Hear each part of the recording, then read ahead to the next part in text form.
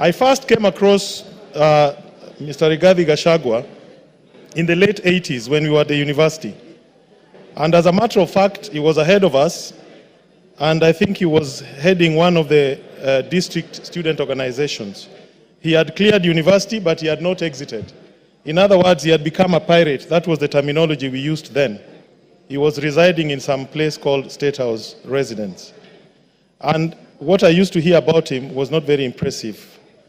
But nonetheless, on October 7th, 2023, which was exactly 1 year ago, in some place called Murngia, Alego, at the homestead of the late General Francis Omondi Ogola, together with Mheshimiwa Elisha here, Mheshimiwa Nyamita, Honorable Jalango, I've seen him somewhere, and His Excellency the President, we did meet with the Deputy President. And it was about 6:45, he received us warmly, but we were guests of General Ogola. And as you'd expect, a man of his status, you expected some decorum, temperance, prudence, good behavior. But unfortunately, some of these attributes were not present in his conduct. The Deputy President on that occasion did stand up and tell the President to our face that he had come down to get him from the NYANZA tour that we were undertaking, and that he had no business staying for too long in NYANZA. I looked at him and I wondered what was the problem with his compos mentis. In other words, was he of sound mind? And then I asked myself, we were the guests of the late General, why would he want us to exit the homestead of General Ogola? And it bothered me very much, because clearly that was what you and I, as lawyers, we call animus nocendi, intention to harm. Why would he insist that the President has no business being in NYANZA? He said it to our face 3 times, interrupting General Ogola when we were being briefed about the attack that had just been conducted by Hamas on Israel.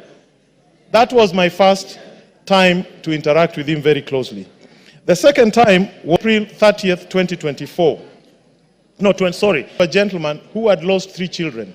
And I asked him to avail to me the state resources that I could use to alleviate the pain and loss of my people. He did not respond. He did not call back. He did not show any interest. On 30th April 2024, I did contact Honorable Kagusha, who was sitting next to him at a rally in Nyeri. And I saw Honorable Kagusha whispering to him my message. And they texted me back that the Deputy President would come back to me. He never did. On 6th of May 2024, I again reached out to him in his capacity as the coordinator of relief. He did not respond. I support this motion, and I want to say this. What I found with Honorable Gachagua is lack of education. Obama says, education is not a name of any degree or certificate that can be shown to others as proof. Education is the name of our attitude, actions, language, and behavior with others in real life. I'm on behalf of people of Suba South, I am supporting this motion, and I want to inform the House, our role today as a grand jury is not to establish beyond reasonable doubt any of these charges. Our role is very simple. Our role is to say we have found triable issues, frame the charges, leave that trial to the Senate. And once we do that, we shall have discharged our duty. Mr. Speaker, I fully support. Thank you. Your time is up. Kanjori.